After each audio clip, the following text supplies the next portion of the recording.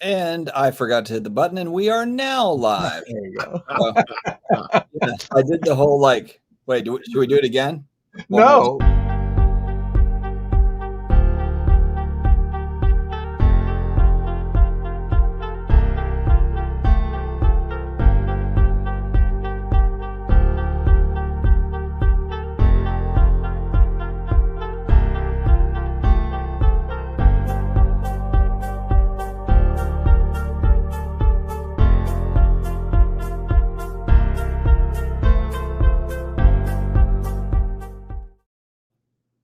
All right, and now we're live again.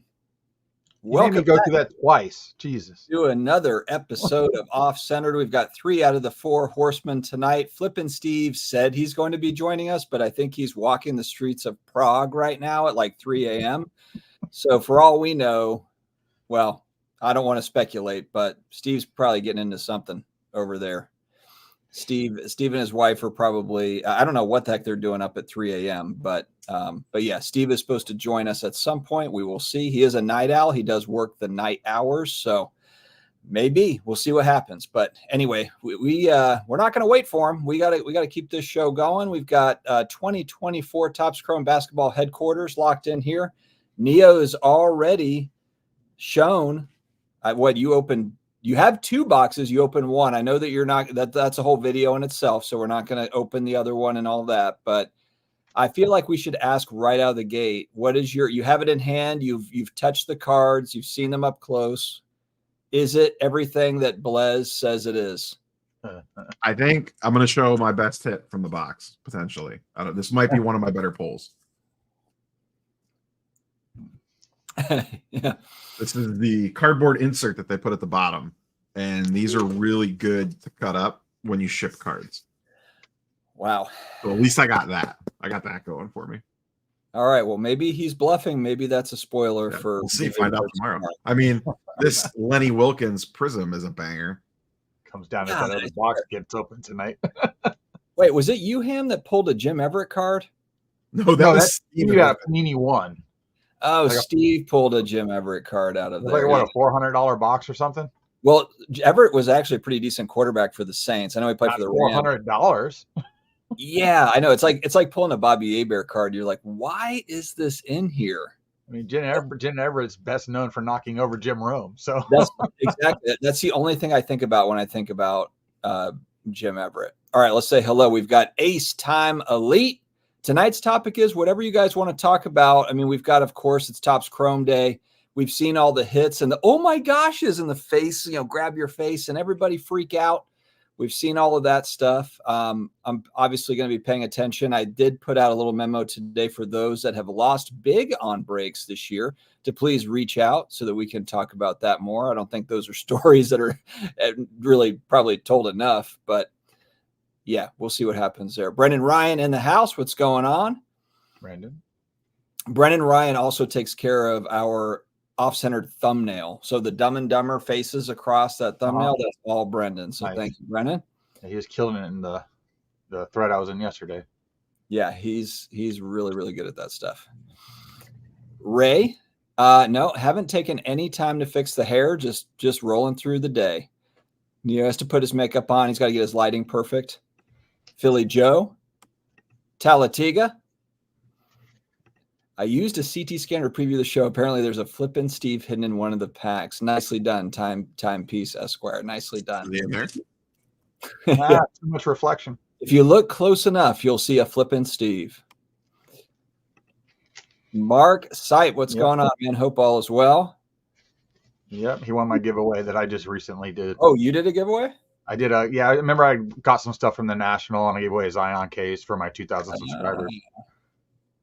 Mark, I gave away 2 cards for $500 for the National. Steve always takes all the thunder and takes all the, whatever, but we all contribute to that thing. And I spent $500 on cards for second place. So just saying, not trying to toot my own horn, but I'm tooting my own horn.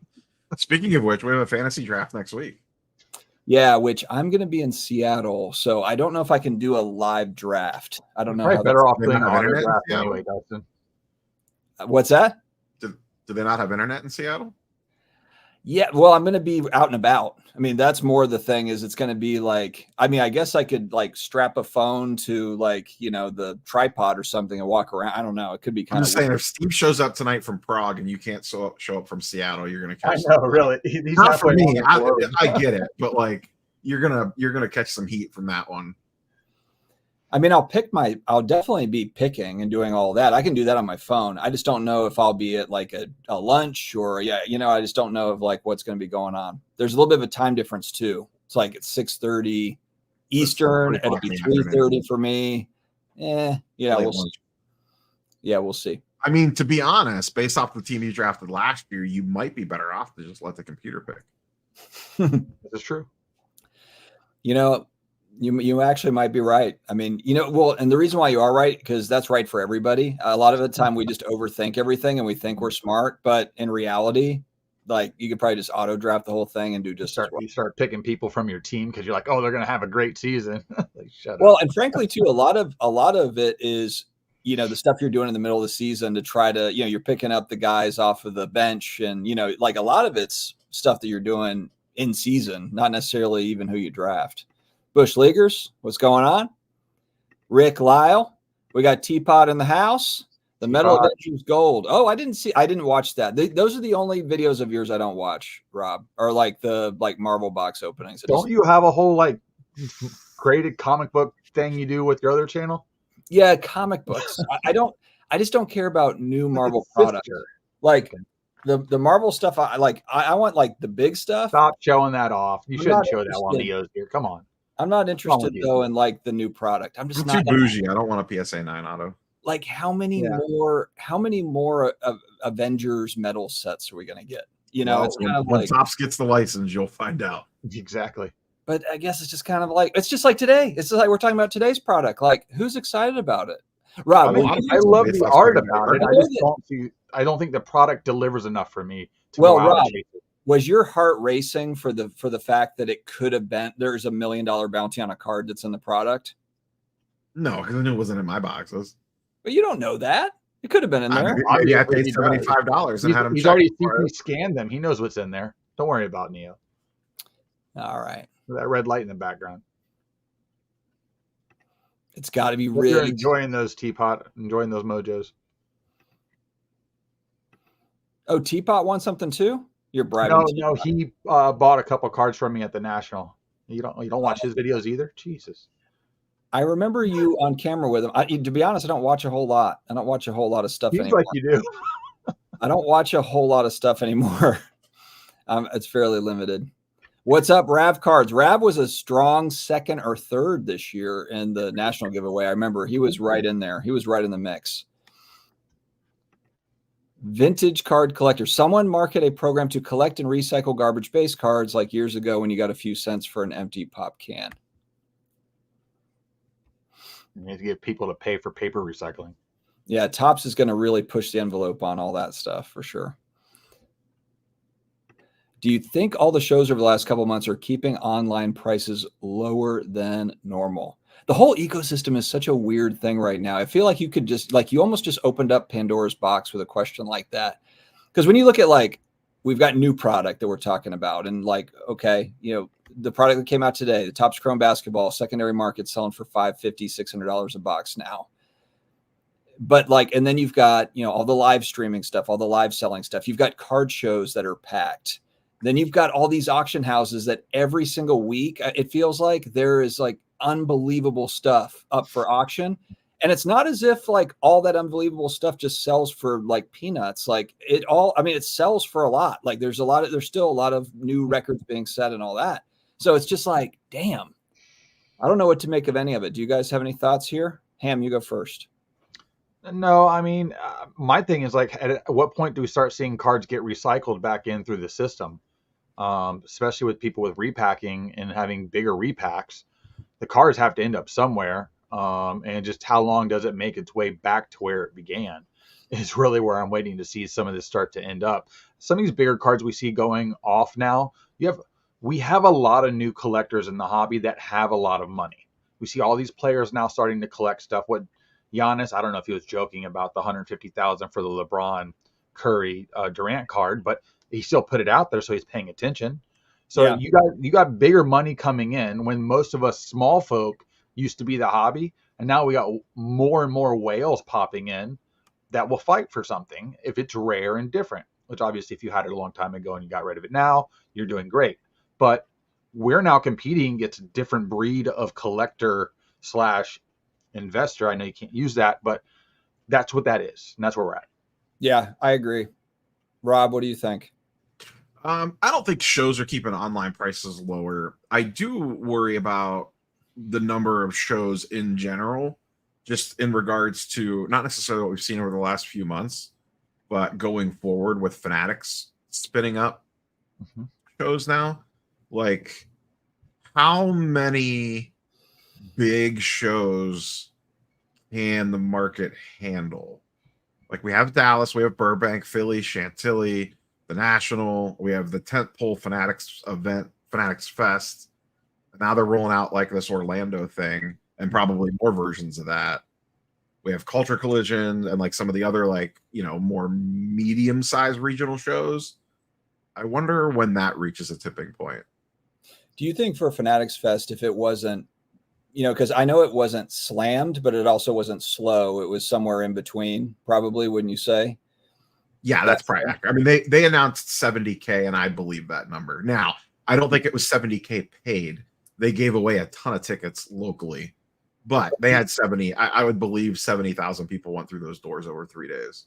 But do you think if that show was like in April and it wasn't 3 weeks out from the National, and then also too, just I'm trying to remember when they actually announced that date, but I feel like there wasn't a lot of lead time.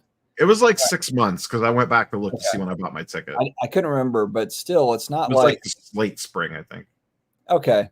So yeah, I mean, they gave like 4, 5, 6 months, but I guess if it wasn't a few weeks out, like for me, it was totally a no, because it was just too close to the National. That was a big reason why it was a no. But I feel like if you had it a different part of the year, maybe it would have done, you know, I don't think the $50 entry was really too crazy for what it was, from what it sounded like.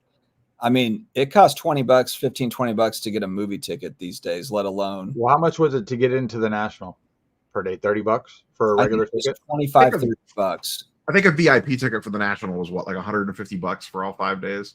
Yeah. So I guess if you break it down over 5, then that's a pretty good price.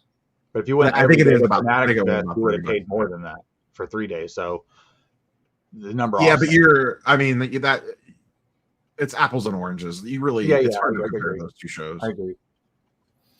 But to me, the bigger threat to the card show space is the Orlando thing, not Fanatics Fest. Because Orlando is a pure card show. Well, we'll see what it is. If they announce more information around Orlando, no.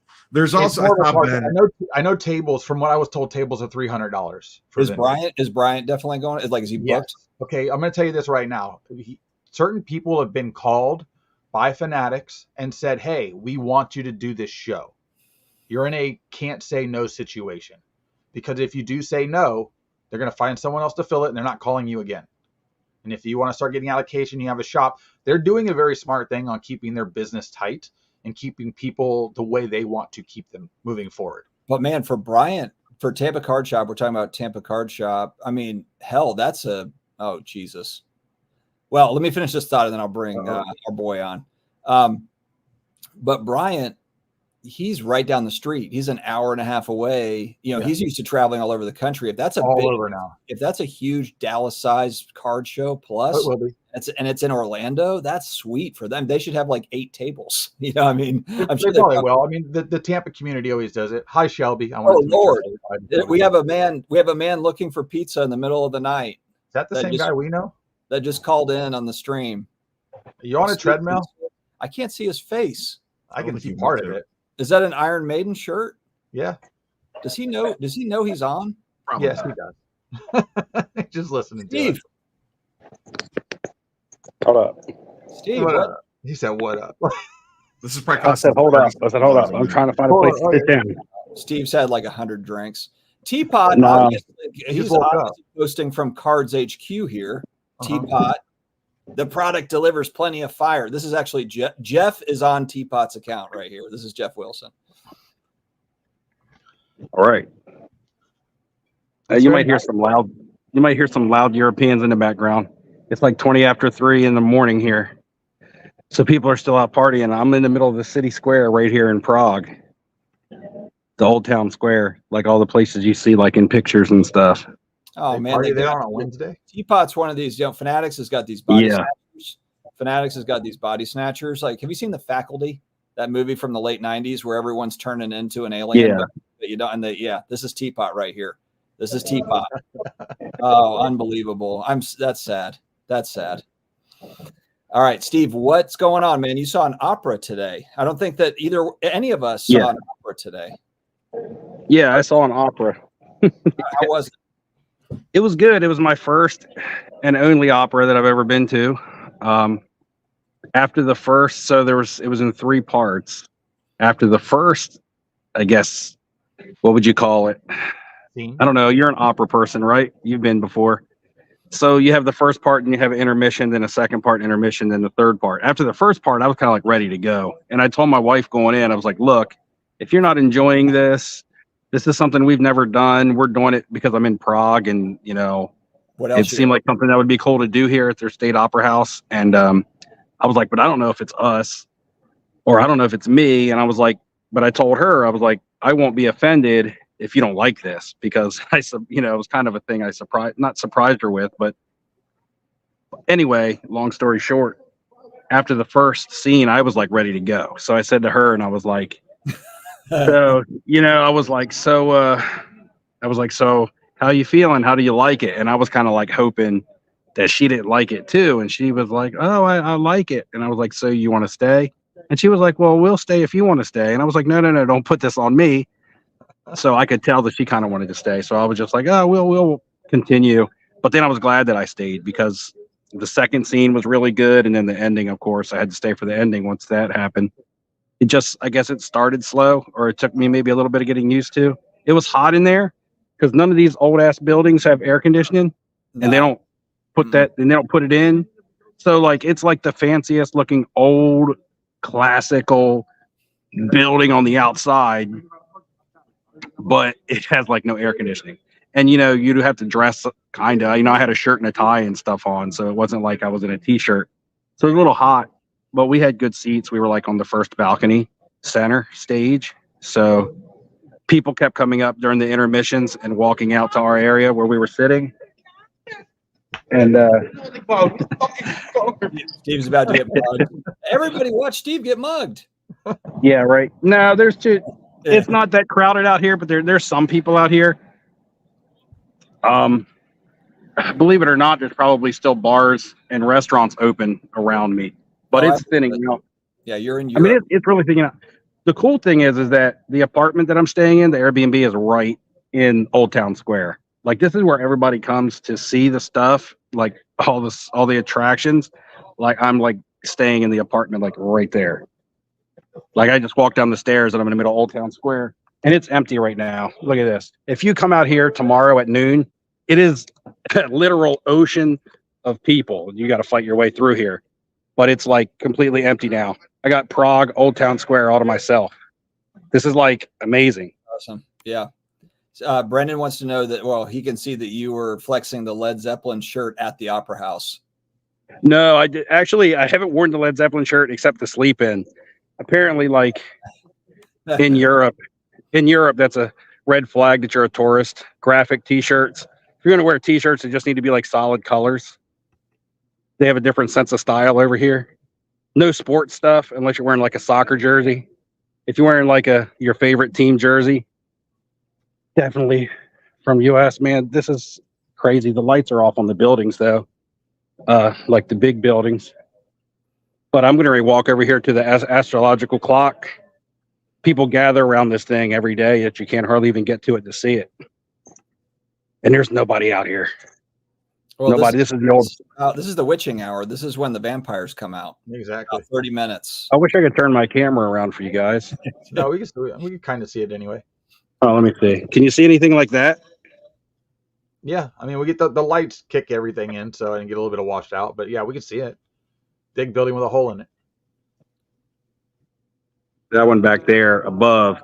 If you could see above there. Gotcha. Oh, you like popped out of nowhere. That was crazy. Yeah, I was holding the thing over my head. But anyway, tomorrow's our last day here. Nice. So I want to be up. I want to be at the Charles Bridge by 6 a.m. because that's when sun rises. So I want to see the sunrise on the Charles Bridge. Anyway, we're supposed to be talking about sports cards.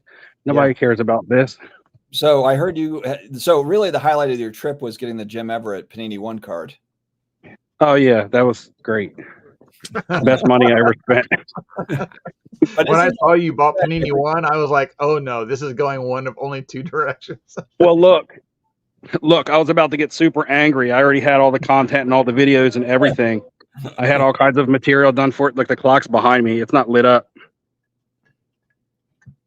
Let me see. Anyway, I don't know. If I could turn the camera around, I'd be able to. But that's the clock. Like if you go to Google and Google the astrological clock or astronomical clock, this thing that everybody gathers around every day to see. Nice. You'll be able to see pictures of it. There's 3 people out here. This is crazy. But when does the card show start? When do they start setting up the tables out there? 4, all the cafes and stuff around me. It's like it's crazy. There's always a pop-up card trade night card There show. is a there is one there is one card shop here nearby I'm in the neighborhood Praha 1. It's here. It's only open on Tuesdays and Thursdays, so actually it is open tomorrow. But last time I went into a card shop, I freaking bought a box of Panini One on a friggin' impulse. It's so funny you bought that box though, because like you could have bought all the other things. Well, anyway, I mean to fill everybody in on the card shop in Budapest because people obviously didn't watch that video. It's only got like 500 views, so I guess I'll tell you about it.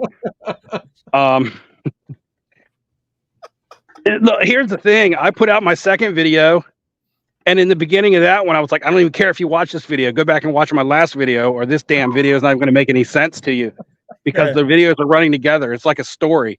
So video, it's like watching the second part of a movie without watching part 1. Mm-hmm. So I'm like, go back. And like my second video is like, got like triple the views of the first video, and the first video is still sitting where it was at. I'm like, so you guys are just ignoring. So 1,500 or 1,300 people of you have watched the second video when I tell you to go back and watch the first video, and there's still only 500 people that watched the first video. Well, the third like, video, what the hell? You talking trash to your viewers on like, what the hell are you guys doing? Just kind of. No, that wasn't me. See, if you watch the videos in succession, then it makes sense. Because at the end of the first video, I'm locked in a dungeon.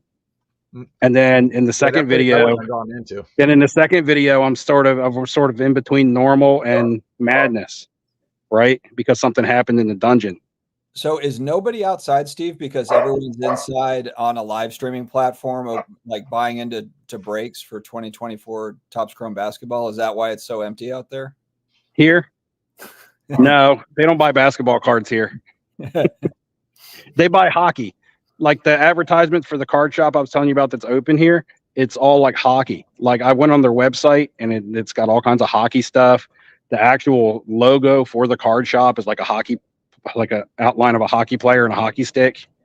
Okay. So I'm guessing hockey is big here and soccer because my first night here, there was like a soccer match or something going on because this square that I'm at now was filled with people and they all had light blue jerseys on and they were chanting all night. And like I was saying, I was staying right in the apartment over here. So all night they were like, going nuts. I don't know what was going on.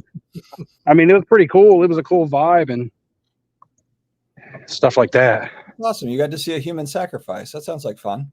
That's fantastic. Oh yeah. I participated in one of those. Yeah. Steve, how many trivia questions for the National next year are going to come from the video that nobody watched? Oh, the first one from Budapest, a lot. I already thought that over. Like even before you did that's not even on a whim. Today I was riding today we left the city of Prague and we went to another nearby a smaller town that had a couple cool things. So we took a train about an hour from Prague to a town called Kunta Ora, and because they have this old chapel there that's It's called the Bone Church. Actually, it's called Sedlick Ossuary. You can look up Sedlick Ossuary if anybody's interested. And it's like a church. It's got all these bones and stuff in it. There's a big story behind it. Anyway, we went there, and on the way back on the train, I was sitting there, and I'm like, motherfuckers don't want to watch my first video. I'm going to pull so many questions from that video for my national giveaway this year, and people are going to regret it after I told them to go back and watch it. You can never mention it again after tonight. I might just take it down. I might just take it down, and only the people that have seen it. Yeah, only the people that have seen it. The forbidden video. Everyone's running it down. All 100 are running. All of the Europe. All of a sudden, there's 2,000 views on. Right. All the Europe videos are coming down once I get home. Oh Lord. Wow. Yeah, they're limited. They're over when vacation is over. They're over. I need to stop walking, or I'm going to end up way over at the castle on the other side of Charles Bridge. I'll just randomly look up, and I'll be way far away. Huh? Steve's starting a new trend: limited edition videos. Limited. Limited to the first. Limited to the first 500. Limited to the first 500, baby. If nobody watches it, it gets pulled down, and I'm taking questions off of it for the national. Man, it just sucks because I feel like the videos that I put, I don't put a lot of effort into my editing and my videos. At least I didn't used to. I kind of do a little bit now, but I feel like the ones that I put the most effort into are the ones that nobody watch because I either don't title them right, or my thumbnail sucks or something. I don't clickbait people. I'm just going to get a cool picture of Jeff Wilson and start putting it in all my thumbnails. There you go. Hear that bell? For whom the bell tolls.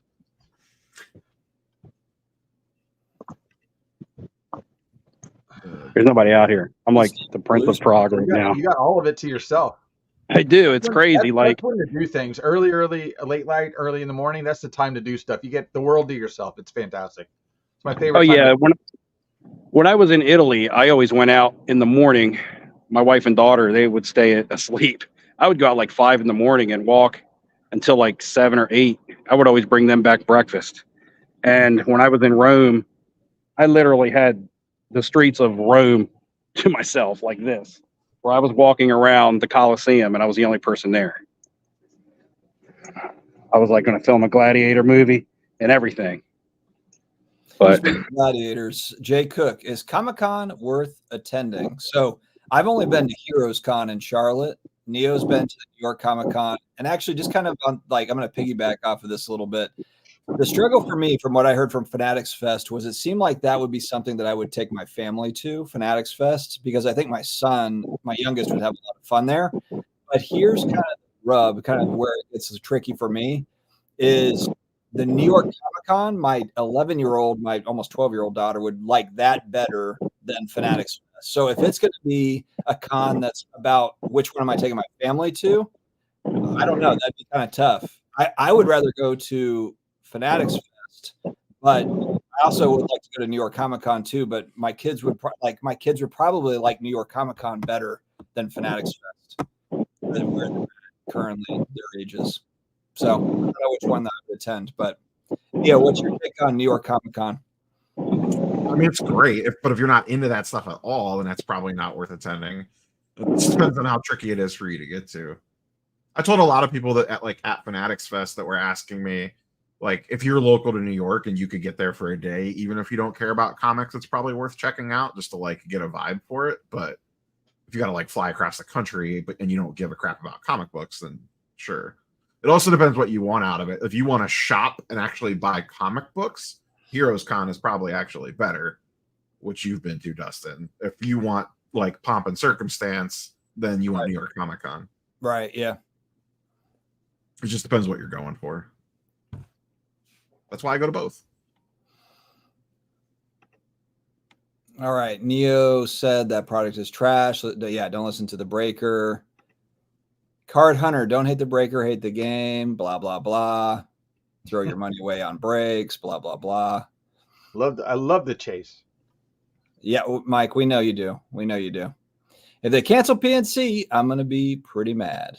start getting pretty mad because I am Yep. pretty sure that show's canceled. I don't even know how they were going to have that show there. I mean, with me being at the park a month or so ago, I don't see where they had enough space to do what they wanted to do. Well, they were doing on the concourse like they do the Fenway show. I know, but I went there. It just didn't look as broad as you would think if you had that many people there. Yeah, but it wasn't Pittsburgh Fanatics Fest. Their ancillary events are not the same thing as what they did at New York City. Oh no, I agree. Well, I mean, what is LA going to look like, for instance? Because LA is going to look like New York. Okay, but probably a different version of it. I think he's got to separate each show to make it attractive to want to go to each one. New York and LA are going to be the same thing. They're going to be. I wouldn't be surprised if they're nearly identical. There's a West Coast version and an East Coast version. It's just like how they do it right now. There's San Diego Comic Con and there's New York Comic Con. I just don't think the same presence is going to be at each show at different times of the year. Based on things that those people have going on. I mean, West Coast people don't want to fly to New York. No, I understand that, but like how they had it set up with the WWF and with Major League Baseball and all the stuff they did with the big corporations, I don't think all that's going to keep moving around. I think that show is going to be built like that moving forward, and the rest of them are be different versions. Like the Orlando show will have some athletes and some stuff at it, but I'm pretty sure they're not going to have a 40-yard dash. They're not going to have the full. Never pitched the Orlando show like that. The Orlando show. I don't think LA is going to be like that either. I think it's going to be more glitz and glam. It's going to be targeted more towards your Cactus Jack type box with whoever they want to put in it with Gary Vee. The New York show. I'm just saying I just don't feel it's going to be the same. We'll see it when we see it. Based off conversations that I've had with people, I'm pretty sure it's going to be pretty close to the same thing. I know some of the vendors that were there set up were promised stuff by Ruben that didn't happen and they weren't happy. So I don't know if they're going to do it again the way he wants it unless they change something. And I'm talking about the big companies. What about the Burbank, which is now the West Coast Card Show? Is that not a Fanatics Fest show now? Pretty much. No, I mean, because he has an existing contract. I would bet money that when that contract runs out with his current leasing thing for his venues, I wouldn't be shocked if that became a Fanatics event show. Yeah, but Rob's a Fanatics guy. But he has a contract with the venue that he set up, and I think for so many shows that's existing. So I think that has to run out before he can change that. But I guess what I'm saying is it could also just be some unofficial thing that Fanatics helps pay for or something. Like maybe he's got a contract in his name and Fanatics helps pay for it or something like that. And then they bring in their people. I mean, there's ways to work with that. I mean, look, they just made a whole deal. They made a deal together. That could have been, because what had Ruben said, that Fanatics Fest was not really, like, they weren't making money on Fanatics Fest necessarily, so they're just looking at the shows as just being like lost leaders to help, build it out. Then why wouldn't they just piggyback on what Rob's already got going and just say, hey, we'll just throw some money at this, help you to pay for it and give us a little, like we'll bring our people in or whatever. Then they don't have to do it. I can see that in the future. I don't know that Rob, that show, I would have to imagine, I don't know the books on running a show, but I have to imagine that show's fairly profitable for him.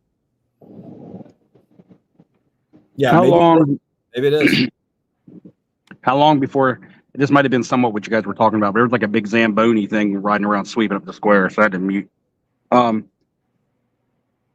long before some of these giant shows that are more like events, not necessarily shows, because I think there's a difference between a show and an event. And I would call the National an event for sure. I would call Philadelphia like a show. Burbank maybe becoming an event. Dallas went from a show to an event. Might kind of be going back to being a show. But before they start cannibalizing each other, basically becoming too many. We were actually kind of leading into that right before you got on. Right. And I'm just saying, like the four of us, for instance, at least I know for myself, not only from a budget standpoint, but also from a time standpoint, I only have so many days off a year. Mm-hmm. I have to choose now. Do I want to go to a big Fanatics event or do I want to go to the National? So I know that if I'm in that boat right now, there's probably a lot of people in that boat with me. Mm-hmm. And now they have a decision to make. So now you're splitting your crowd in half, maybe not in half, just depending on what decision people choose to make. But there is going to be somewhat one taking away from the other, not due to the fact because people wouldn't want to attend both, but just due to the fact that, or attend many, because we're talking about Fanatic events, but just due to the fact that people are only able to do maybe one a year. So now they might say, oh, I want to try one of these Fanatics events. I'm going to sit the National out this year.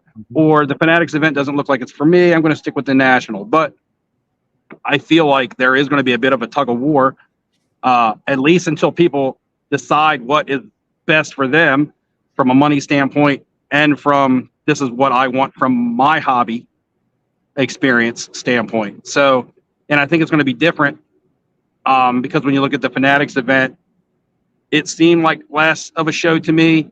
At least all of the social media and stuff and all that I saw coming out of it was more like a, I don't know, the who's who of the hobby, the who's who of sports. It was more of an upper echelon type of people on social media breaking big breaks, big athletes, superstars there. It was almost like a red carpet event, it seemed like to me, as opposed to something that would be directed towards the everyday person like myself. I'm not saying that it's not something that I wouldn't enjoy, but I just feel like, I don't know, to me, the way that it looked, and this Zamboni's coming back by, so I'm going to have to mute my mic. Yeah, even next year, if it was exactly the same, like if I was planning out my 2025, I'm probably still not going to Fanatics Fest next year. I don't know what I would get out of it that I wouldn't already, like the business networking stuff and hanging out with the people I want to hang out with. They're all at the National, you know. I mean, I guess I could maybe meet Shine out at Fanatics Fest. Like, I don't give a damn about meeting half these people that I haven't met yet. But like, as far as the companies and stuff go, I already have contacts with the people that I want to have contacts with. So it's not that big of an industry. There's not that many companies when you really boil it down. And that's kind of what I was getting at too. I know those other companies were at the Fanatics Fest, but do you see, the Orlando show is going to be a very big tell for the rest of us moving forward, because I know they state that, oh, we don't want to mess with the National. You know damn well he wants everything. I don't care what he says. All right. And if he creates another National in Orlando, which I've kind of always said, bring it to Orlando, it's going to be interesting. So if you're talking about few thousand tables of a show, and then you have vendors there that are pretty big, and God forbid they bring in decent athletes and some other stuff, then you're right. People are going to be like, why am I going to go to the National? This is basically the same thing. It's closer to me or somewhere else I may want to go. So why would I split hairs and try to do both? I mean, that's where you're going to do that. They're going to have too many events. We're going to run into it again, because we were doing it at one point during the pandemic where all the events started kicking off, and then there's all these shows everywhere. Well, really where it hurts to me, I feel like it hurts more of like a Dallas card show than like the National. Because like the Dallas card show, they run them every couple of months. That was I'm not saying it's not now a premier show. I think it still is, but it is. Orlando, if Orlando's a big, nice show, then that's just that's Philly, Chantilly. We got Orlando, we got West Coast, Burbank. We got like all this stuff. Like what Steve was saying, like, I just don't know how you get to all of it. Even if you are a big time hobby influencer person and you're traveling around, or you're a card shop, if you're Bryant at Tampa Cards, what, like, you're going to spend a lot of money going everywhere, hotels, flights, everything. Yeah. I mean, it's a lot, and it's tiring too. I mean, they're hardly ever at the shop. And they're a very successful store. Yep. Yeah, and when I was in Budapest, that card shop that I went to, they're actually owned by a really, really big breaker here in Europe. I think he said they were the biggest breaker in Europe.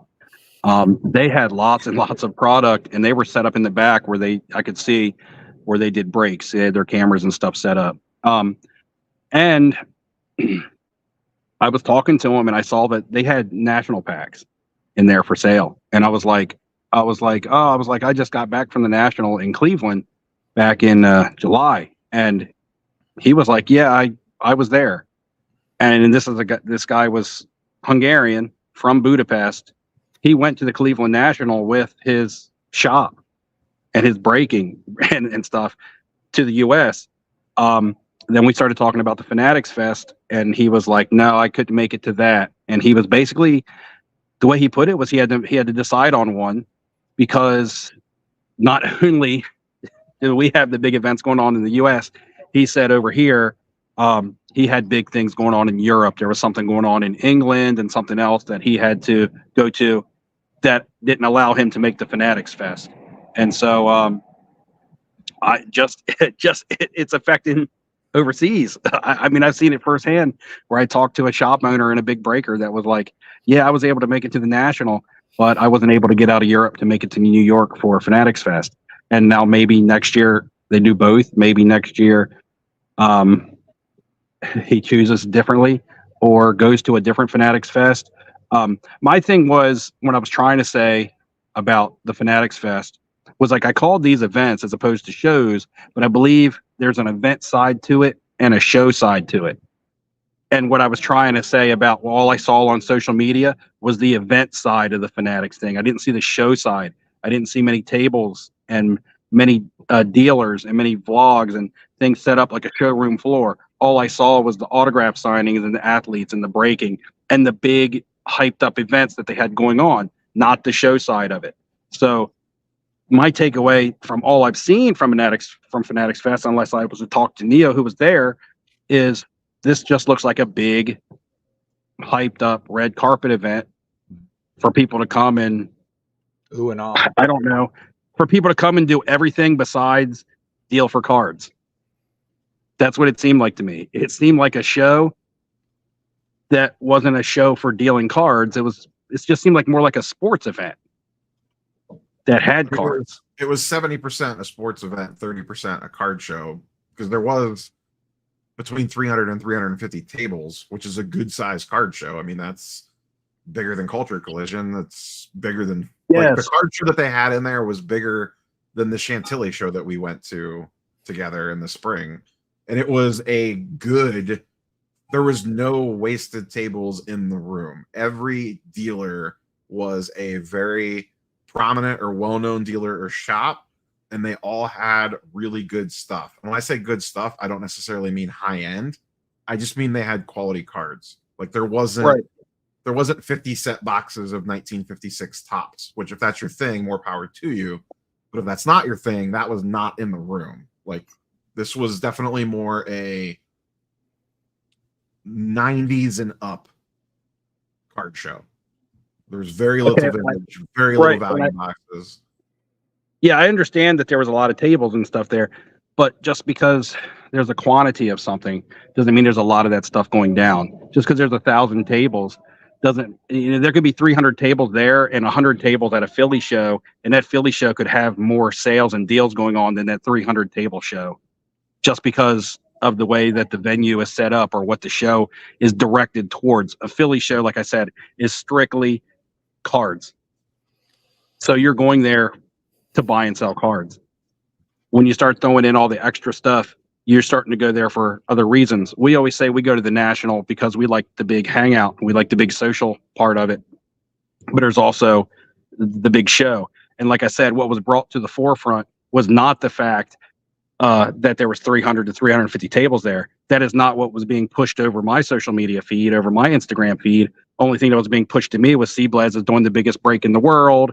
Tom Brady is here. We're all dressing up like wrestlers. Walk out. Yeah, I was gonna say we're dressing up like wrestlers. We're this, that. It seemed to me more like a social media event than it did a card show. Mm-hmm. And well, I mean, if you're Cblaz and you're posting stuff on Instagram, what's going to get more views? Tom Brady buying cards, or just walking up down the aisles and doing your standard card show vlog that's been done 1,000 times? Brady being there is a different thing. That's going to draw all the attention and the eyeballs from a content standpoint. Honestly, the coolest thing I saw at that show was Tom Brady buying from DeCaptain 37, because DeCaptain 37 Kevin literally quit his job as a teacher to sell Tom Brady cards. And then he sold Tom Brady cards to Tom Brady. I mean, I don't think it gets much better than that, but that was a Topps post. And I was just like, damn, that's really cool how they set that up. That was cool. Yeah. I mean, there was a lot of transactions happening. I mean, dealers did pretty well. It was a little mixed on results, but the majority of people that I talked to said that they did halfway decent and would do it again. And I also got to figure it was their first time out in regards to the show. I know, but I get. I mean, not to cut you off, but just real quick, because like Like, but to go to a smaller scale show and say I did halfway decent, to me would be acceptable. To go to something like a Fanatics event like this, to say I did halfway decent, doesn't sound. You should be like, man, this is my bread and butter. This show pays the bills, as opposed to, oh, I did halfway decent. Well, but you got to remember their costs were way higher at this show. I do halfway decent on eBay, right?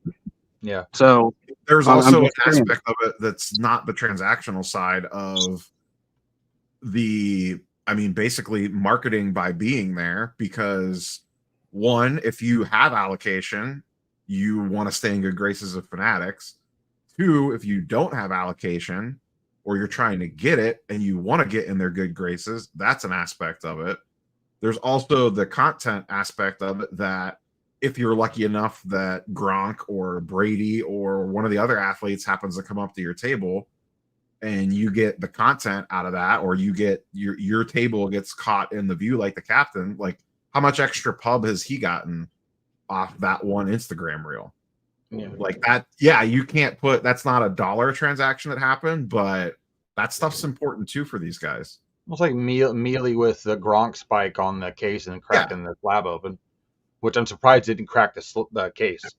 But, whatever case. So those cases are provided by Fanatics. I don't know which. I don't know. Those are bulletproof or something. Really glad. But yeah, that's an aspect of it as well. It's more than just selling of cards like at the National. There's other angles to this of setting up at that show. Ham mentioned it earlier about the Orlando one. That's a power for good or evil. That's a power that Fanatics has. Correct. To get dealers to set up. And Brian really went into the Fanatics Fest honestly thinking it was kind of be a joke, and came out of it saying that it was probably one of the best overall ran events he's ever been to.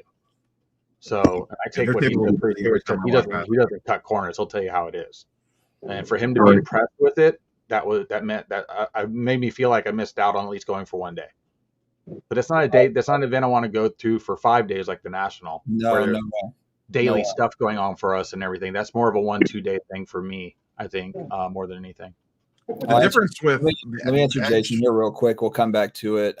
So I've been grading cards, Jason, with PSA and SGC for years, and to be honest with you, I just think the PSA reveal stuff is just boring. It's it kind of boils down to what content do you want to make, and I've never made those just because I just don't like. It's just interesting because some people love them too. I don't care for them. I know that people like to watch them, but I just don't really care to make it. It's the same with the set registry. I just don't, And I'm not a huge vintage card collector. I know you can collect modern sets on the registry as well, but I just don't have the same sort of love for it as others do. So I might do some PSA reveal stuff. I did one going back last year where I graded a card that I thought looked great and it got a 6. It's like the 6 that comes in every, submission and back or whatever.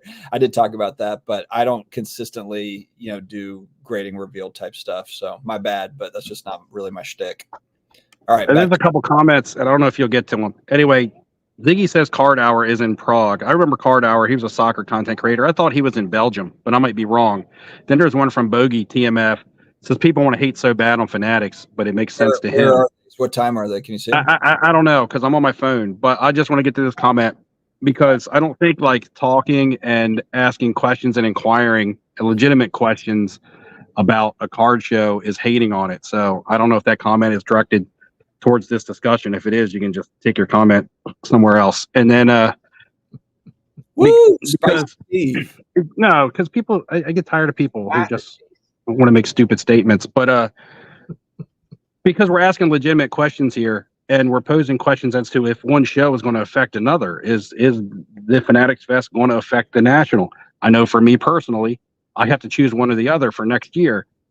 If I want to go to a big Fanatics event or a National, that's me having to make a choice. That's not me hating on one because, in fact, my choice hasn't even been made yet. That's why we're asking these questions to see what may be right and if it is going to be good for the hobby going further. None of us know the answer to that, and we will see what happens. And then there's another one on here. The other thing, while Steve's looking for that one, the other thing about Fanatics Fest being in New York City, it does make it easy for a lot of people to get in and out of there, even just for a day. I know Ziggy's in chat. He took the train up. I know Denny's Cards. He took a train. which lowers your costs and you can get in and out a lot quicker. Steven Pitts in chat, he's local to me. He flew in and out for the day. He left the Northeast Ohio region on Saturday morning and flew home Saturday night.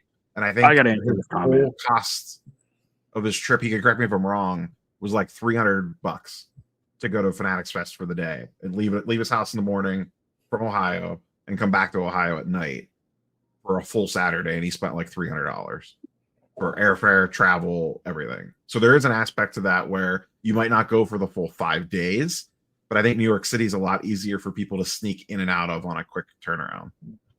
So I have a question. When was Fanatics Fest made known, like this big one that you went to? When did they say, hey, we're having this big Fanatics event? When was it announced? About 6 months ago. It was a few months. It was in the spring. It wasn't that long ago. Right. And that's the thing. And April 12th. That's the thing. People, please do your homework before you make stupid comments. So, like Bogey is coming back again, saying it clearly didn't affect the National with 100,000 people. Here's the thing. People start making their plans for the National a year to 8 months in advance. People who left this year's National were already booking their hotels for Chicago. All right. This event got thrown into the mix late. So a lot of people had already had their bookings and things done for the National. We won't know till we see further how it's going to affect the National. So please don't compare this year's National crowd to, with Fanatics Fest not affecting it. When people had already planned to go to the National, they're not all of a sudden, 5 months before the National, like, okay, I'm canceling my National plans because Fanatics is coming up with something. I actually thing. know some people that did cancel National plans to go to Fanatics Fest. Or see, there you go. So there was already a small effect right there. But what I'm saying now is we have an entire year to think about it. Mm-hmm. We also have a Fanatics Fest in the books where people can see kind of what was going on as opposed to it being the complete unknown.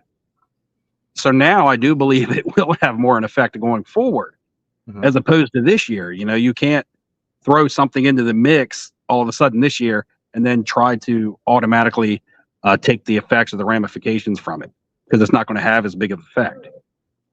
Let's go down. I don't think Fanatics Fest is going to have a major impact. Could it have like a 3% impact? Sure. I don't think Fanatics Fest New York specifically has that big of an impact on the National, generally speaking, because Fanatics Fest can draw well just based off the fact of its location. Mm-hmm. Like, but that's Fanatics Fest drawing well. We're talking about the effects on the National, not the effects on Fanatics Fest. The National will still get 100,000 people next year. Yeah. I mean, and the hobbies grow. I think to what Dustin was saying earlier, I think the shows that get hurt aren't the National and Fanatics Fest. I think it's Dallas. I think it's Chantilly. I think it's Philly.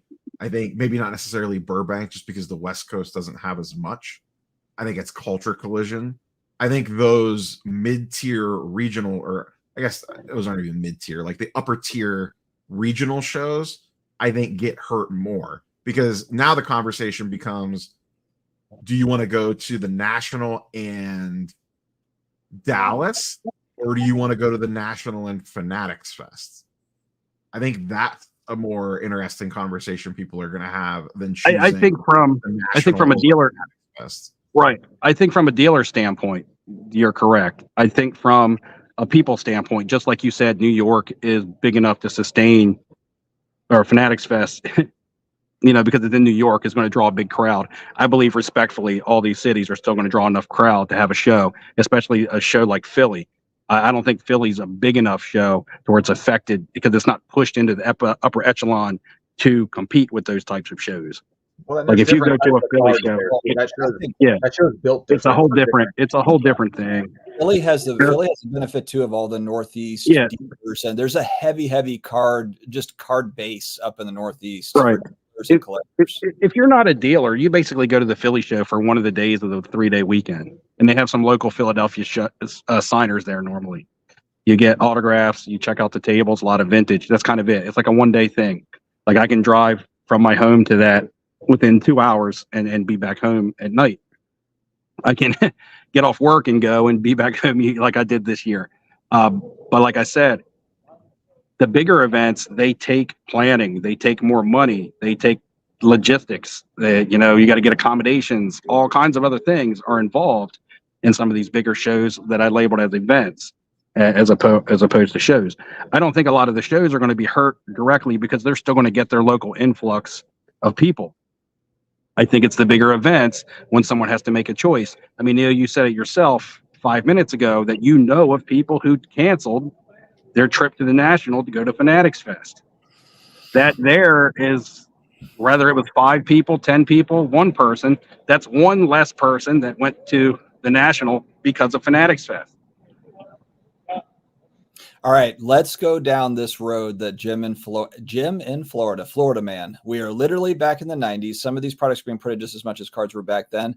I actually want to take it a little bit of a different direction, though, because the 90s, when you think about it, you really had kind of that boom from 87 to 94. And then you had, you know, the baseball strike. You had a myriad of things kind of going on. There was actually too many products back then from different companies. There was all sorts of overproduction, but you didn't really know that you were in the heyday when you're in the heyday.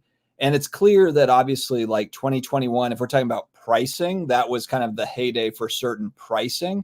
But it's become clear in the years coming off of 2021 that there are more participants that have come in. Yes, of course, you've had people that left after 2020 and 2021.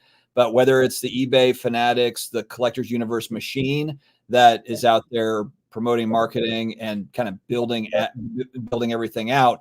Do you think, from the 4 of you, three of you, that 4 would be including me, that we are continuing to kind of upward trajectory, or kind of like what we're talking about with shows, to where like, is this thing getting overheated for interest? Like, can this keep up? Can it keep up where you have Topps Chrome unlicensed basketball cards where there's literally no hits except for 2 players in the entire product, and people, you know, are going to blow? I would love to know how much money is lost over the next few days. It's going to be tremendous. So how many people are going to keep coming back for it? How many people are going to keep coming back for it? All right. So is this going to continue on, or do we have maybe another year, 2 years, and then we see kind of a peel back where people are like, you know what, this is a little bit overheated. I'm going to do some other things. I'm going back to my golf game. We'll start with you, Ham.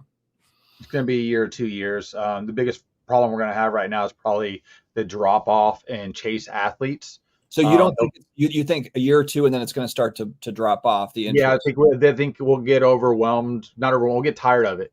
It'll be too many things, too many new things, too many people pushing things.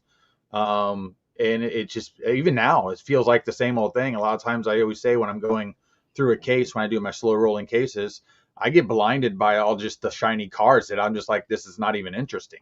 That I may pass over. Is there enough camaraderie and you know, just excitement? Because, you know, look, I mean, there's a lot more. Yes, you're spending your hard-earned money, but there's also people are coming into this now. You've got friends in this and everything else. Very few people are coming into this anymore at a collecting standpoint. Almost everybody is in it for a monetary gain. All the kids, they're just flipping. They're just trading. They're not coming and go, oh, I got to keep this card. Or they're like, oh, no, I'll trade this card for this card if I can get this. Like that, they're not. We're hoping they become collectors. That's the end goal. But right now, it looks like everybody's being built into that gambling aspect of it, the breakers, because at some point, breakers, they're going to have a problem too. People are going to get tired of it. You're going to lose. People are losing money. And when you lose enough money, and God forbid there's a real recession or a crash, you know, a lot of people aren't going to be putting out that extra money. That's going to really hit the market hard if that happens. So, I mean, it's always based on events, obviously, in real life. But I just do think in the next 2 years, it's going to be like you'll dwindle down to specific breakers, and product will probably change at some point and even possibly get cheaper.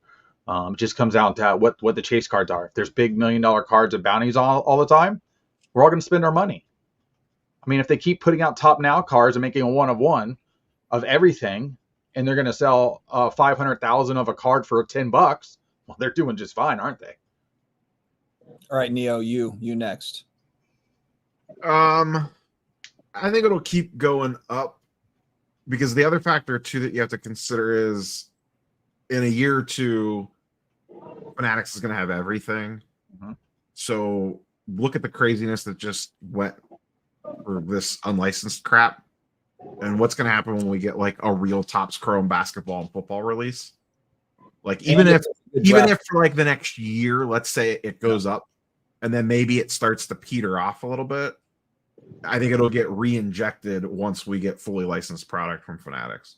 Because people are going to lose their shit for Topps Chrome. We've proven that in the last 2 days. But I guess, will this keep up? Like let's say we were 2 years. Do you think that if this happened in 3 years and if it was unlicensed, do you think people would still be into it? Or is it just kind of the timing of the thing where, it's 1992, if we're just kind of playing out this scenario? It's hard to say because stuff's just so much different now with like the breaking aspect of it, the content aspect of it, the different product mixes.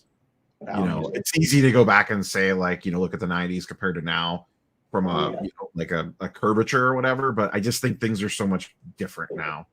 That's what they always say. It's different this time. All right, Steve, your turn. Is it 1992 and we're on the brink? 1992. Well, Shaq. I'm just wishing it wasn't. It was Shaq. Shaq was in 92. Shaq was in 92, and we got Wemby now, right? No, I'm just saying. 92 Flair Ultra. Good stuff. I feel like the products and the breakers have been lucky because there have been strong rookie classes, or there have been football with Stroud. And then you had Wemby, when you had you had lots of quarterbacks in the draft. I think when there's an excitement within the sport itself, it translates over to the cards. And as long as, like Michael Ham talked about, the chase, as long as there's players to chase. But like, look at in the middle of the pandemic after the Zion Ja draft, look at the following basketball draft, and nobody wanted that product, and we were in the middle. And did that end up being the Anthony Edwards year? I can't remember. Or Evan Mobley. I can't. Yeah, the Cade Cunningham year was really bad. Yeah, but there was a year when we were at the peak and nobody wanted that shit. Yeah. And we were at the peak. So you do have to have strong players and stuff to keep people prospecting and to keep people chasing. Yeah. I mean, ultimately, when we all get into this when we're kids and we're buying packs, we want our favorite players. But let's not kid ourselves. As kids, we were like, oh, I want to get a Greg Jeffries, right? Like, we don't want Greg Jeffries, Don Russ, because the Mets were my favorite team. We want Greg Jeffries, Don Russ, because the Beckett said it was worth $5, right? So I buy this 50-cent pack and I get a $5 Greg Jeffries. That's awesome, right? So it's always been monetary, even to collectors. It translate that to today if you want to compare it to junk wax. But as far as printing goes, the cards aren't plain. Like Michael Ham did say, there is flash. Whether that's what I like or you like, most people like shiny.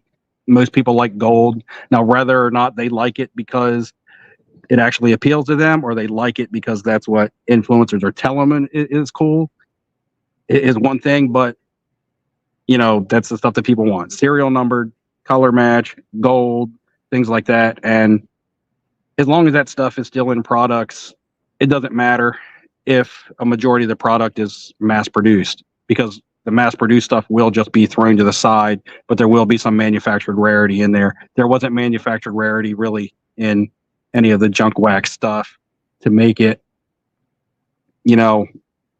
hold any long-term value today. Again, I like to look at the Shaq years because he's one of the best players to get killed, just like Griffey, to get killed by the junk wax era. And, the Griffey 89 upper deck is only worth something if it's graded a 10, right? It's not worth anything standalone value. Just like Shaq cards, you got to get like a scarcity applied by a slab that a slab applies. And then, but at least you have manufactured scarcity on today's stuff. But there has to be strong rookie classes for people to chase, or they're not going to want to buy the packs. They're going to sit on Walmart shelves like the Prism basketball that I see from 2 years ago. Mm-hmm.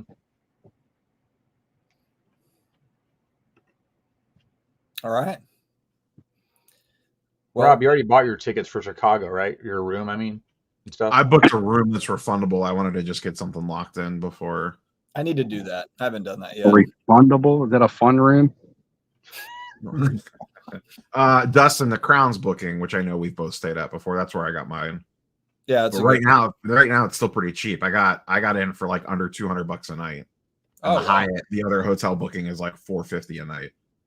Okay. So you might want to book that sooner rather than later. And they have I think we booked it on hotels.com, which lets us cancel like up to a week before. So even if we run into something else or something better, you can always just axe it. I don't necessarily like love that hotel. It's perfectly suitable, but it's convenient location wise. Oh, one thing too, I remember I was going to talk about. I've got I think I told you guys this, but there is a Stranger Things convention that's in Atlanta, October 19th, that I booked tickets to take my daughter to, not realizing that we're going to be out of town. We double booked it, so I can't go to that now. So I've got, for anyone in the chat who might be interested, I'll sell at a discount. I got that, and then she really likes the guy that plays Steve, Joe Keery, on the show. I've got an autograph.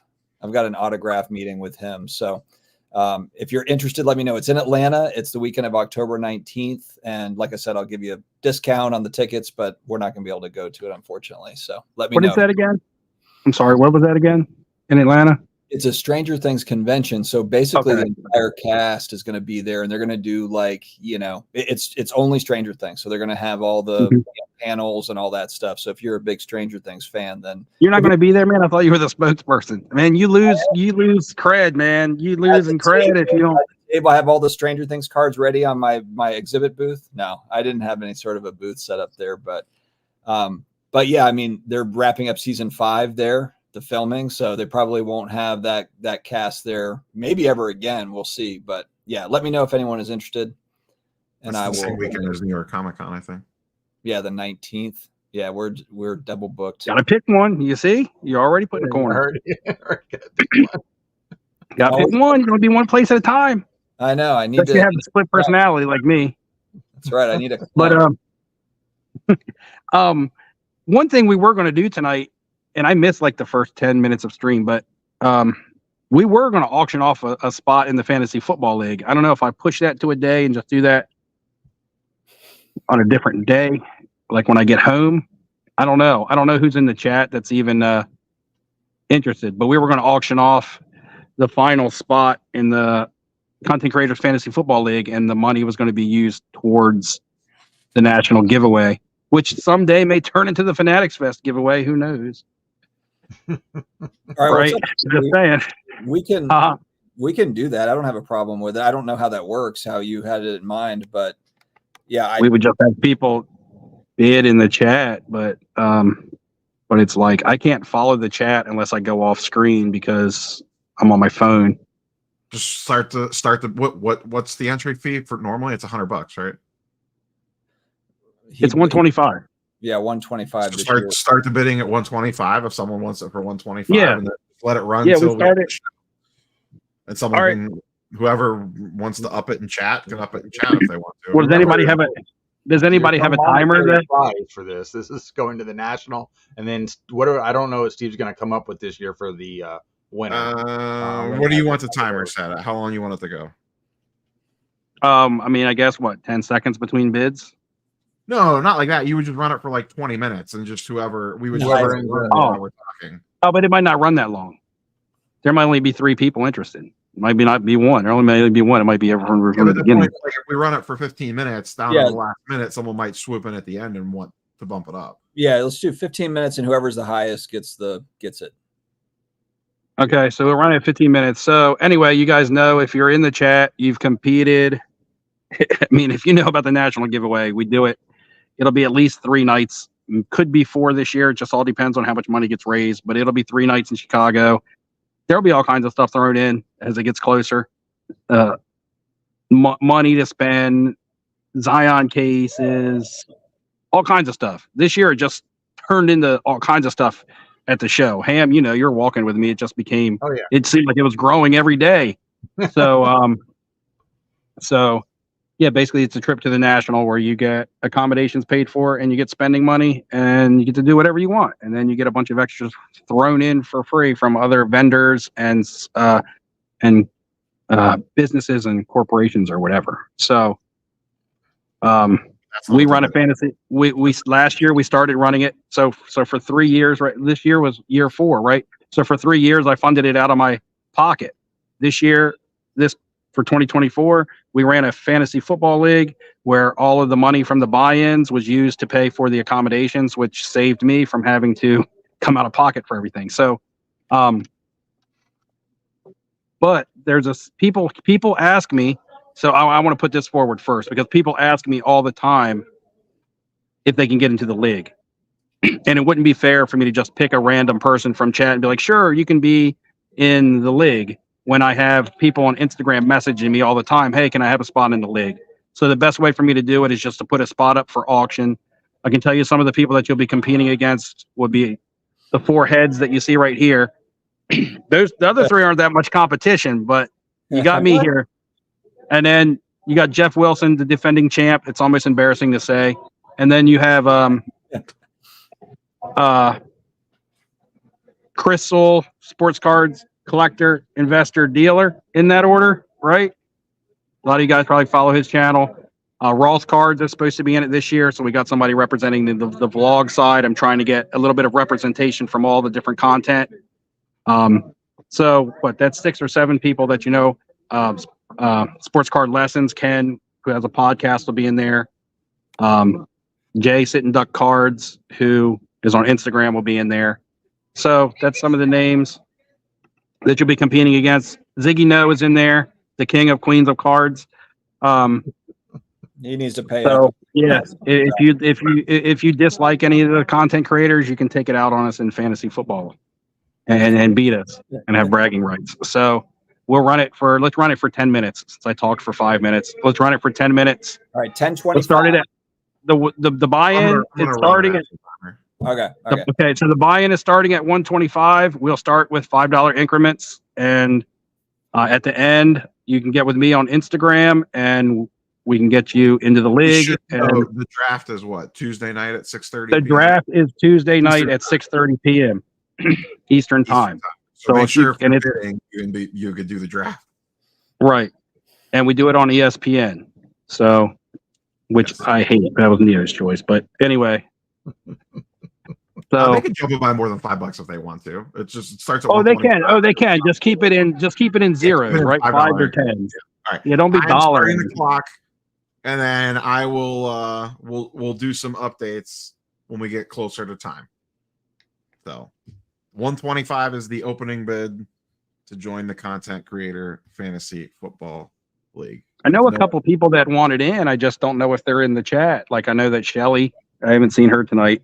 Wanted in, and I know that Cam, who won my giveaway this year, wanted in. So and the prize for the league is what, a trophy or a ring or something. You usually put something. Oh yeah, together. you do get a prize for winning. This year it was a big ring with a display stand. So clock is running. All right, I'm caught up on chat. Look at that. Accidents happen. Yeah. Oh, yeah. Maybe we're $1.50. Jason popped off. Jason Cards and Comics popped off there. Nice. How many spots do we need, Steve? Is it just one? We need one viewer. Oh, that's it. Okay. All right. At the moment. So what else we got cooking, boys? Oh man. Man. I watched last summer with my daughter before the stream. That was eventful. I haven't watched that since probably the early 2000s. Nice. It's a good one. She's on a scary. So yeah, she's about to turn 12. So she's starting to get into scary movie stuff. But I got to fast forward through all the the bad stuff, the killings. But yeah, should be fun. Yeah. I'm always I'm just wrapping up this. He's always like this. Tomorrow's my last day here. Then, so tomorrow's Thursday. So Friday, I fly back home. Be back in the U.S. My vacation will be coming to an end, and then I have 3 days in a row of fantasy football drafts. Entire weekend. I have 2 going on. The Tuesday that we do the content creator one, I have an auction league going on. it'll start in the middle of ours. We'll probably be halfway through ours when that one starts. So I'll be drafting an auction league on.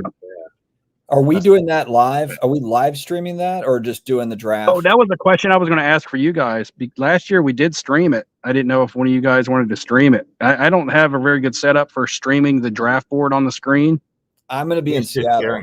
So I'd probably You rather sleepless in Seattle. I'll be sleepless in Seattle. Yeah. So I could probably fire something up. Remind me next week. I think Okay. I did it last year because I could share the draft board. Yeah, because you shared the draft board. I might have to dial in like a Zoom meeting, which is the phone number. That's Just see the phone number up there. So We'll see. Cards and Comics is our only bid for this, so it doesn't look like anybody else is interested. Well, he outbid him. He overbid him. He just shot them all down. Yeah, you got 7 minutes. Yeah, Steve, why are you giving up? We're 3 minutes in. Yeah. Steve, you're so negative again. You're Because negative. you know how auctions. You know It's how like day one of the national. This isn't an eBay auction. What are you talking about? You know how Maybe- auctions run. Maybe someone They're sent us- usually like, have you ever been to an auction? Like Wait, what, a what if- live what if- auction? What if Cards and Comics shills it and then no pays? Well, I don't know. Can I give him negative feedback? I mean, Don't pull a therapist. He was already in the league. yeah. There's 3 from last year, I believe, that aren't in there this year. Oh, there has to not be. 100% sure on the league members. And I don't know if y'all have seen it though, but I know No, Rob. there might have to be more. What are your thoughts on composite football? Because I think that product's actually going to do very well for being Ask online. me again on Saturday when my box gets Oh delivered. shit! Oh, did you order one?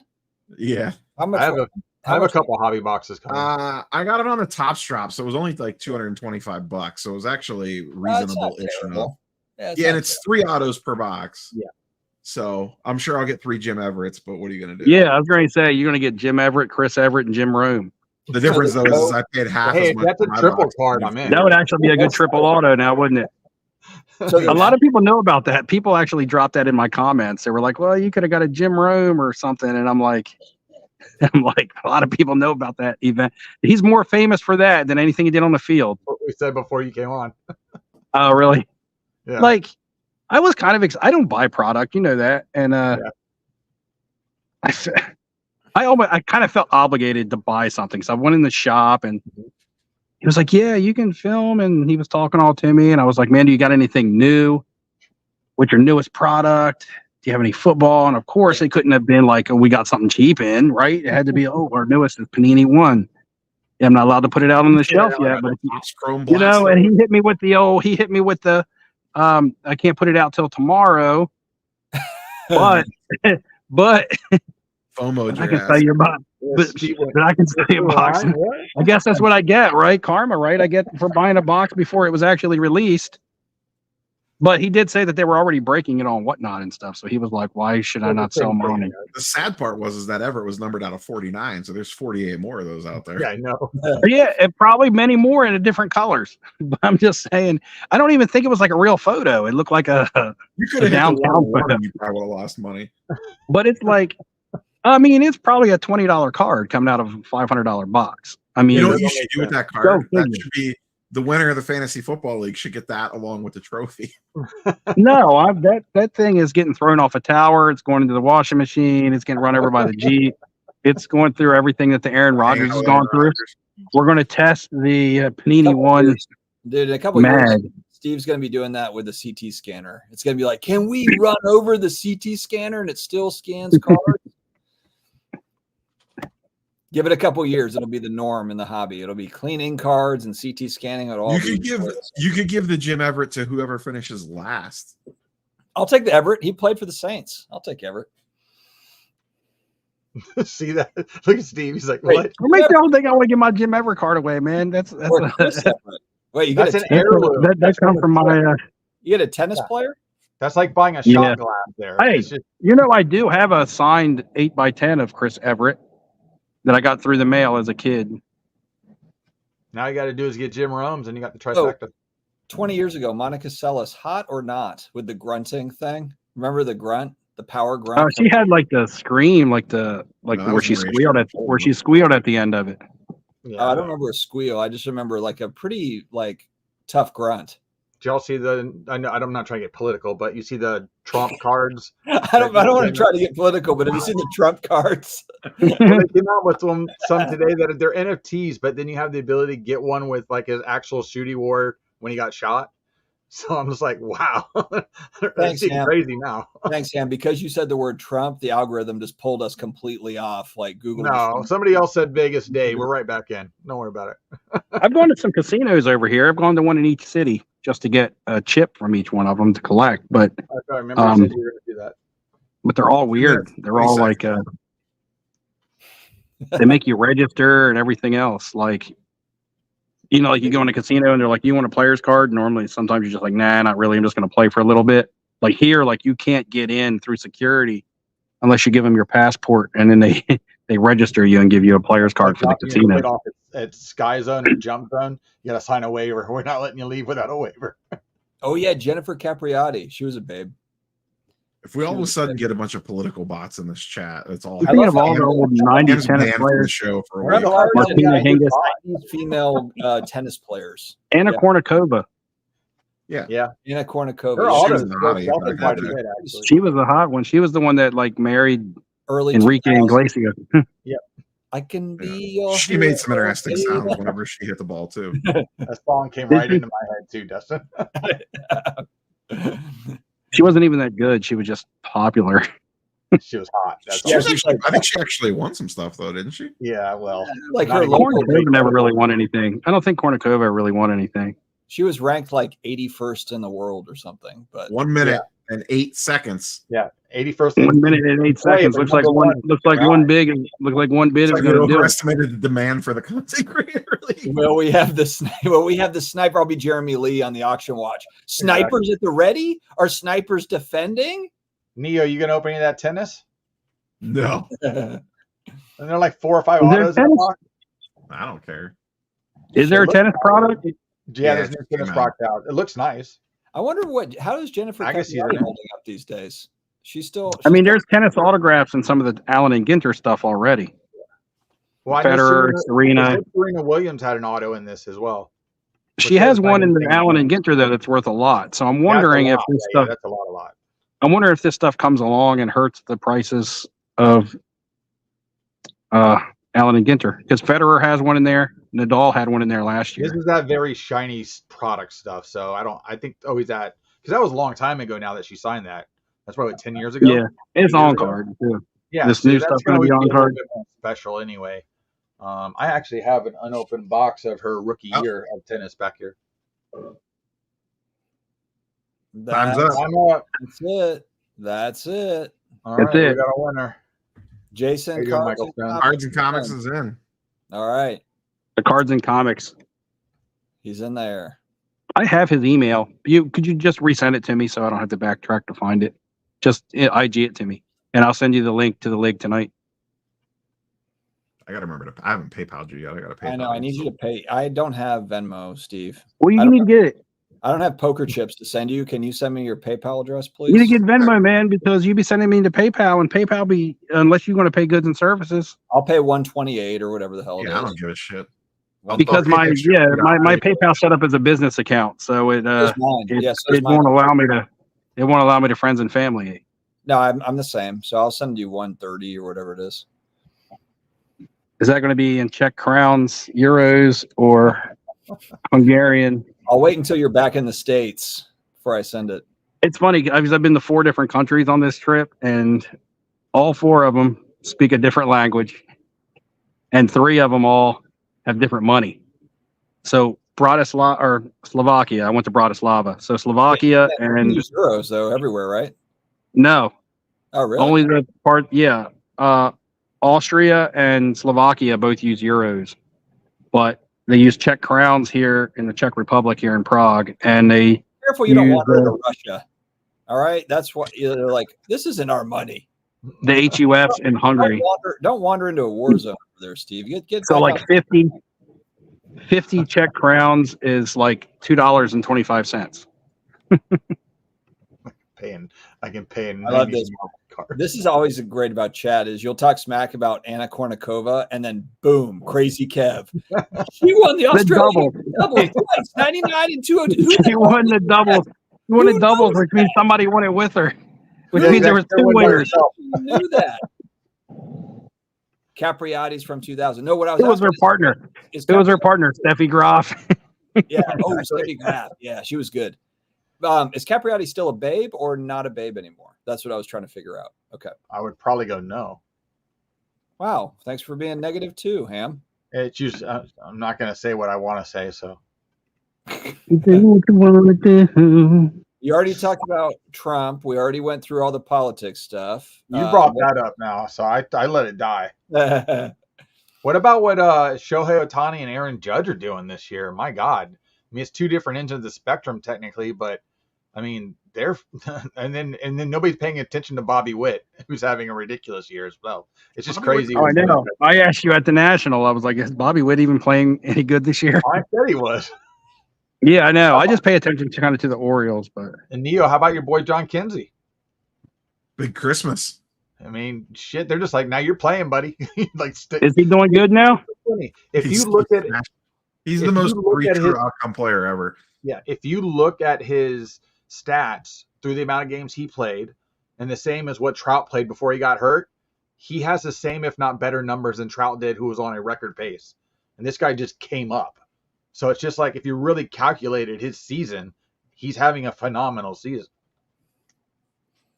Yeah, I already sold my red. And he's got a fantastic thing. Somebody bought that thing on eBay. I raised the price of it, but I had to buy it now, and somebody just did the buy it now. They're like, I'm not even going to deal with it. I said, okay. What did you had the red, the 5, right? Yeah, I got 900 for it. That's pretty good. Yeah. Oh, did you sell it? Yeah, I bumped it up because he was playing good, and somebody didn't even send an offer. They just said, here you go. I said, adios. Oh. How much? 900. How much you get for it? Originally, I was asking 6.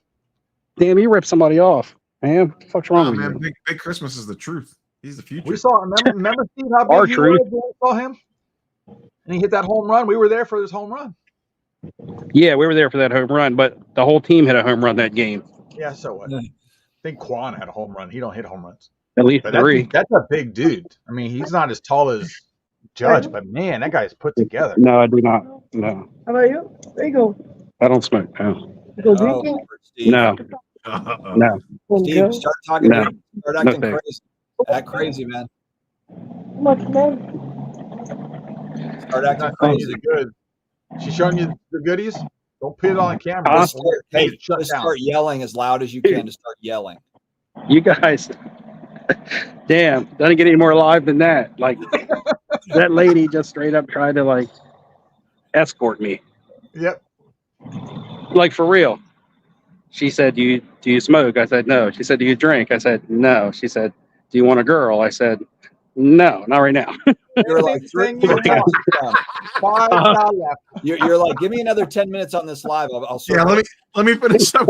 Let me finish. No, I'm going back. I'm going back to my apartment right now. Your wife is like, what the hell? I was still following. Hey man, that's crazy. Like only live 4:30 in the morning in the I gotta hurry up on my channel before the only sports card live stream on the planet where you're gonna find working girls overseas. Try to get me.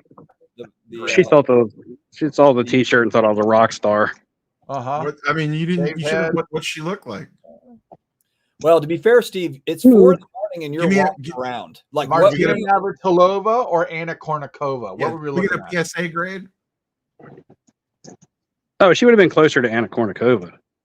But still, I don't care what somebody looks like, man. What the fuck? She probably been with like fucking 30 dudes tonight. Like we talking like PSA 9? You're only 30. I'm not down to get down like that. I think it's the first time that somebody's been prostituted on a sports card channel. That's the first time. Not even on a sports card channel. It's the first time I've been fucking prostituted ever. That's fucking like I still can't even believe it. Like it took me a second. It took me a second to even. It took me a second. It took me a second to even realize what was happening. I was like, "Is this happening?" I was like, "Is this really happening?" on that note, how do you guys feel about Top sending out the triple auto hits in a pack? Well, they sent the redemption out. Steve's about to hit a bounty. Yeah, it's, No, man. winning over there. Yeah, No, I'm getting ready to go. She's not Back to it. anymore. She's not a babe anymore, but you're right. She's not ugly. You're right. Not a babe anymore, though. Who? Capriati. Oh, Capriati. If that's not flipped into an Instagram reel by tomorrow morning, that's Exactly. I'm ready to go in the apartment, so I got to turn you guys down a little bit. You notice since that encounter, now he's in a big hurry to get off of here. Yeah, he's trying to get the No, that encounter wouldn't have happened. Hey, Steve. Dude, I'm a married man. I don't even like to talk What about happens that. when you're walking the streets at 3 a.m., Steve? Yeah, it's kind of he's like, crazy. what could this 4:30. guy be looking for? If he's not looking for booze, if he's not looking for a cigarette, then maybe he wants to hang out. Maybe he's looking for a friend. Yeah, maybe. I'm about to hit these lights like the Undertaker. Wow, it's very Look at that echo. Wow. accurate. It sounds Yeah, like you're in a reverb. tomb, Steve. No, you should see how old this building is. It's like going into the fucking Emerald City. These You like big ass some real ones? doors. Are you breaking into somebody's house to steal something? You could have traded that. You could have traded Panini One for that lady. 100%. Yeah, does you take Jim Everett autos? You guys do realize I'm like happily married. You guys are still making jokes about it. Oh, your wife's Steve. fantastic, Steve. It's We're 4 a.m. and wherever you are. only playing. Yeah, Central Europe. The city square that happened in better be a trivia question next year. That's all I'm Exactly. saying. That better be a trivia question. Steve is all sleeved up. He's fine. The trivia question has to be, what were the 3 things I was asked about? Yeah. That's going to be the final question. It's your guys' fault. I wouldn't even have been out there. You're the one randomly walking around talking to a phone. I got out of bed. To do this. Don't wake your wife up. Oh man! Oh, All right, she's guys, going to be late. we need to let Steve get some sleep. It's like what is it, 5 a.m. So we'll wrap it up. I feel like that we can't end the stream on a higher note than we just did. Yeah, just wrap this thing up. Lower. Now. We reached the peak. All right, friends. When you watch Off Centered, this is what you get. You don't know what you're going to get, so make sure to tune back in 2 weeks for sports card insights and possibly street folks. You never know. You never know. All right, guys. See you next time. See you.